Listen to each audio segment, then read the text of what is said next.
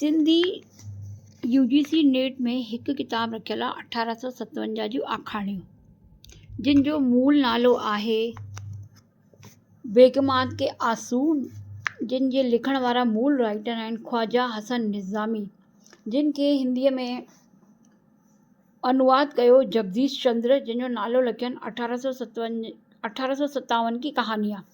ऐं उनखे सिंधी में उल्टो कयो ज्ञान प्रकाश टेकचंदानी सरल साहबु, जिन जो नालो रखियनि 1857 जूं आखाणियूं। तंहिंमें 11 आखाणियूं रखियल आहिनि। कुलसुम पहिरीं आखाणीअ जो नालो आहे कुलसुम ज़मानी बेगम, ॿियो आहे गुलबानो, टियों शहज़ादी, चौथों नरगिस नज़र, पंजों महज जमाल,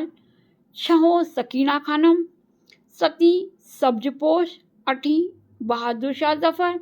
नाईं मिर्ज़ा नसीर उल मुल्क, 10 नंबर ते मिर्ज़ा दिलदार शाह, 11 नंबर ते मिर्ज़ा कमर सुल्तान।